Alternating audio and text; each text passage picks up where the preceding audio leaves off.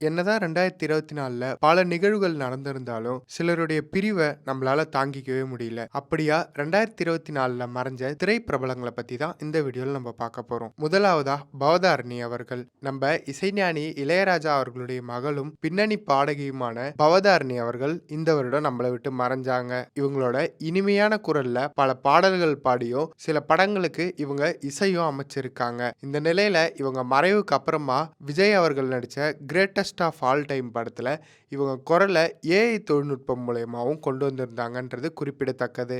லொல்லு சபா சேஷு அவர்கள் பல பேரை சிரிக்க வச்ச ஒரு காமெடி நடிகர். அவர் இறந்த தருணம் அந்த சிரிச்ச ரசிகர்கள் எல்லாத்தையும் சோகத்துல ஆழ்த்திட்டாருன்னே சொல்லலாம். லொல்லு சபாலிருந்து தொலைக்காட்சி தொடர்கள்லயும் நடிச்சிருக்காரு லொல்லு சபா சேஷு அவர்கள். சில வருடங்களுக்கு முன்னாடி வெளிவந்த ஏவன் படத்து மூலயமா அச்சச்சோ அவர் பயங்கரமானவர் ஆச்சே அப்படின்ற வசனம் மூலயமா பிரபலம் அடைஞ்ச சேஷு அவர்கள் இறுதியா வடக்குப்பட்டி ராமசாமி படம் வரைக்கும் நடிச்சிருக்காரு. இந்த நிலையில சேஷு அவர்கள் மறைஞ்சது தமிழ் திரையுலக நகைச்சுவைக்கு ஒரு மிகப்பெரிய வெற்றிடம் தான் சொல்லியாகணும். திரு டேனியல் பாலாஜி அவர்கள் சித்தி அப்படின்ற ஒரு தொலைக்காட்சி தொடர் மூலயமா அறிமுகமாகி பல திரைப்படங்கள்ல நடிச்சிருந்தாலும் வட சென்னையில தம்பி அப்படின்ற கதாபாத்திரம் மூலயமா பிரபலம் அடைஞ்சிருந்தாரு. லைஃப தொலைச்சிட்டியடா அப்படின்ற ஒரு மீம் டெம்ப்ளேட் மூலயமாவும் மிக பிரபலம் அடைஞ்சிருந்தாரு. இவர் நம்ம இதய முரளி அவர்களோட உறவினர் அப்படின்றது குறிப்பிடத்தக்கது.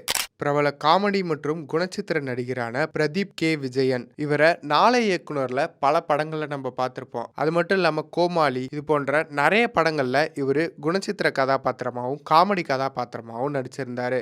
டெல்லி கணேஷ் அவர்கள் உண்மையாவே இறந்துட்டாரா அப்படின்ற ஒரு சந்தேகத்தை தான் முதல்ல கிளப்புச்சு. இந்த நிலையில டெல்லி கணேஷ் அவர்கள் பல குணச்சித்திர கதாபாத்திரங்கள்லயும் காமெடி கதாபாத்திரங்கள்லயும் வில்லன் கதாபாத்திரங்களிலும் ஏன் ஓரிரு படங்கள்ல கதாநாயகனாகவும் நடிச்சிருக்காரு. தமிழ், தெலுங்கு, மலையாளம், கன்னடம் உள்ளிட்ட 4 மொழியில 400க்கும் மேற்பட்ட படங்கள்ல டெல்லி கணேஷ் அவர்கள் நடிச்சிருக்காரு. இவரோட மறைவுன்றது நமக்கு மிகப்பெரிய சோகத்தை ஏற்படுத்தியிருக்குன்னே சொல்லலாம்.